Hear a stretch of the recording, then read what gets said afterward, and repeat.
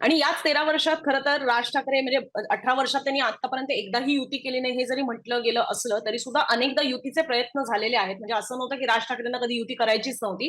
प्रयत्न त्यांच्या बाजूने झालेले आहेत. फक्त त्या शेवटपर्यंत बोलणी गेल्या नाहीत आणि तोच महत्वाचा मुद्दा जो तुम्ही अधोरेखित करत होतात, की बोलणीच्या वेळेलाच सगळ्या गोष्टी फिसकटलेल्या आहेत. मग त्या कोणाच्याही बाजूने असते. पण बोलणीच्या वेळेलाच गोष्टी फिसकटलेल्या आहेत. त्यामुळे इथेही हे महत्वाचं ठरतं, की आता राज ठाकरे आणि उद्धव ठाकरे एकत्र येण्याचं वरवर जरी दिसत असलं तरी बोलणीच्या वेळेला ते टिकणं फार महत्वाचं आहे.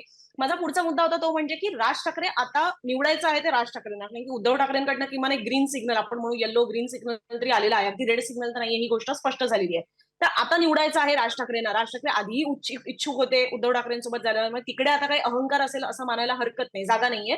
राज ठाकरे कदाचित जातील. आता निवडायचं आहे ते राज ठाकरेंना की आपल्याला शिंदे आणि भाजपसोबत जायचं आहे की उद्धव ठाकरेंच्या शिवसेनेसोबत जायचं आहे. तर त्याच्यामध्ये काय विचार असू शकतो कारण की सरतेशेवटी उद्या जाऊन राज ठाकरेंनी टोकाच्या भूमिका घेतल्या तर ते सत्तेत असल्यामुळे भाजपसोबत असल्यामुळे शिंदेच्या शिवसेनेला घेणं तितकं सोपं नाहीये. ते सत्तेत असल्यामुळे त्यांना रस्त्यावर उतरून सतत राडे घालणं सोपं नाहीये. ज्या पद्धतीने त्यांनी कामराच्या बाबतीत केलं तर त्यांच्यावरच बॅकफायर झालं. फक्त महाराष्ट्रात नाही राष्ट्रीय पातळीवर सुद्धा शिंदेच्या शिवसेनेवर टीका झाली की अशी गुंडगिरी आम्हाला चालणार नाही. आणि परत ते इनवे भाजपवर सुद्धा जातं की मग तुम्ही देवेंद्र फडणवीस यांचंच खातं डेंजरमध्ये आणण्याचा प्रयत्न करताय का? ते कुठेतरी त्याला डाग लागेल याचे प्रयत्न करतायत का?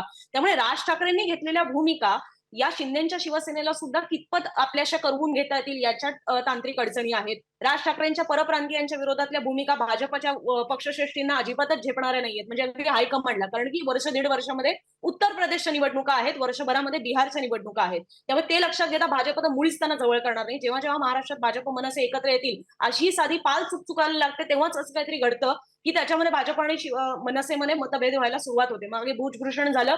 आता सुद्धा आपण पाहतोय की हिंदीचा मुद्दाने डोकं वर काढलेलं आहे. त्यामुळे इथे फार अडचणी आहेत. या तुलनेमध्ये जर आपण शिवसेना पाहिली उद्धव ठाकरेंची, तर तिथे यातली कुठलीच अडचण नाहीये. जी भूमिका राज ठाकरे घेतात, तीच भूमिका उद्धव ठाकरे घेऊ शकतात. जे राज ठाकरेंची मनसे रस्त्यावर उतरून करू शकते, ते उद्धव ठाकरेंची सुद्धा शिवसेना करू शकते. जे टोकाचे राडे, गुंडगिरी करायचं असेल, तेही करू शकते. कारण तोच त्यांचे डीएनए आहे, तोच त्यांचा जीन्स आहे. विचार सारखे आहेत. दोघांचेही आजोबा प्रबोधनकार ठाकरे आहेत आणि वडील म्हणजे वडील किंवा आपण म्हणू शकतो पितृतुल्य नेतृत्व म्हणून बाळासाहेब ठाकरे सुद्धा दोघांचे आहेत. त्यामुळे इथे सगळ्या गोष्टी सारख्या आहेत. करणं खूप सोपं आहे. त्यामुळे राज ठाकरेंना उद्धव ठाकरेंसोबत जाणं हे तुलनेनं सोयीचं पडेल का भाजप आणि शिंदेपेक्षा? मला असं वाटतं अनुजा, की बघ प्रश्न असा आहे, की एकनाथ शिंदेसोबत राज ठाकरेंना जाणं कठीणच आहे. त्याचं कारण असं आहे, हं, की भाजप एकनाथ शिंदेसोबत राज ठाकरेंचं पण बर्डन का बरं घेईल? म्हणजे का हं, घेईल? प्रश्न असा आहे, की एक मराठी पक्ष घेतला, तोच हिंदुत्ववादी स्वतःला समजतो आणि तो स्वतःला मराठी पक्ष पण समजतो आणि दुसरा मराठी पक्ष पण घ्यायचा. राज ठाकरे भाजपला हवेत, पण कुठपर्यंत हवेत? हं. लिमिटेड, मर्यादित स्वरूपात राज ठाकरे हवेत. राज ठाकरेंनी आपल्यावरती तोफ डागू नये, आपल्या नेतृत्वावरती तोफ डागू नये, राज हं. ठाकरेंची भाषणं आपल्या विरोधामध्ये होऊ नये. राज ठाकरेंनी जर असं वारं फिरवलं, बघा असं आहे की राज ठाकरेंना 1.8% मतं मिळोत किंवा 0% मतं मिळोत. राज ठाकरेंचा हं. करिश्मा जो आहे तो कायम आहे.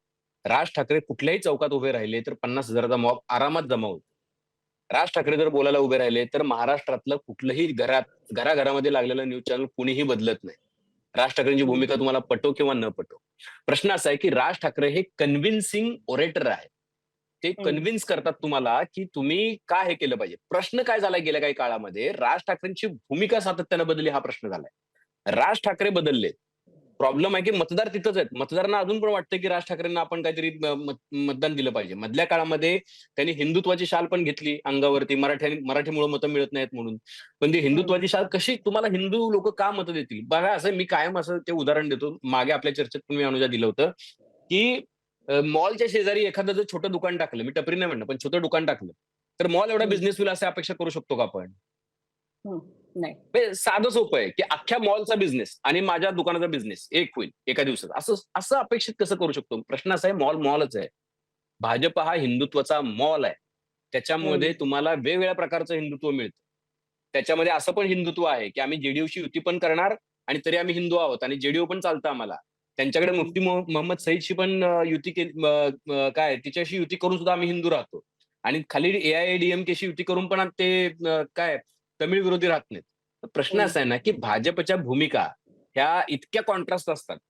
इतक्या हं. कॉन्ट्रास्ट असतात. पण प्रश्न असा आहे ना, की बघणारे जे लोक आहेत, की त्यांना ते बघायचंच नाहीये. आता प्रॉब्लेम काय आहे, की ज्यावेळेला मला तो काळ आठवतोय, की काँग्रेसला 2009च्या आधी सुद्धा इलेक्शनच्या मला मला माहीत नाही, की तो तो काळ तुला आठवतोय का? इतकी परिस्थिती बिकट असताना सुद्धा भाजप, आता जी काँग्रेसची परिस्थिती आहे, तीच भाजपची त्या काळात होती. भाजपकडे काय कमी नेते होते? भाजपकडे राष्ट्रीय पातळीवरती अडवाणी, जेटली, सुषमा स्वराज, राजनाथ सिंग, नितीन गडकरी यांच्यासारखे दिग्गज लोक होते.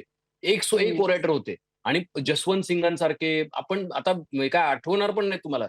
वसुंधरा राजे तिकडे, म्हणजे त्यांच्याकडे कायम फळी होती. पण जी वेळ त्यांना राजकारणामध्ये घेऊन आली, ती वेळ हिंदुत्वाच्या मुद्द्यावर घेऊन आलेली नाही.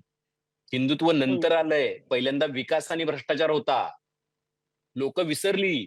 लोकांना ह्यांनी विसरायला भाग पाडलं. 2014च्या इलेक्शनमध्ये हिंदुत्व फार एवढंसं होतं.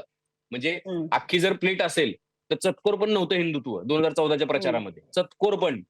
ती इलेक्शन मी एक्सटेन्सिव्हली कव्हर केली आहे. चतकोर ह्यांची सगळी भाषणं त्या न्यूजरूममध्ये बसून सगळी ऐकलेली आहेत.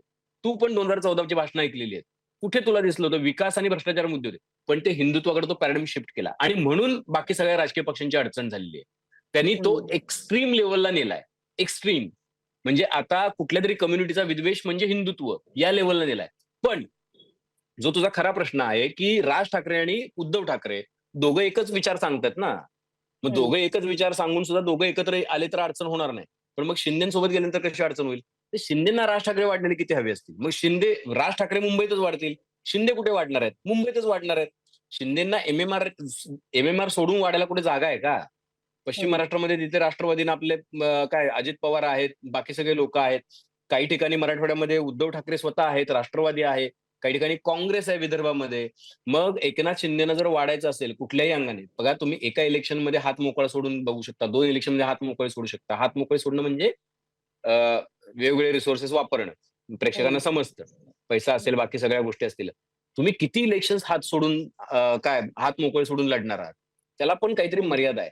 प्रत्येक वेळेला नवीन फंडा कुठून आणणार तुम्ही? की यावेळेला हे फुकट टाल ते फुकट नाही होऊ शकत. त्यामुळं प्रश्न असा आहे, की या रोखठोक भूमिका जर राज ठाकरेंनी मांडल्या तर सत्ताधाऱ्यांची पळताभुई थोडी होईल. तितक्याच पुरते राज ठाकरे हवेत त्यांना.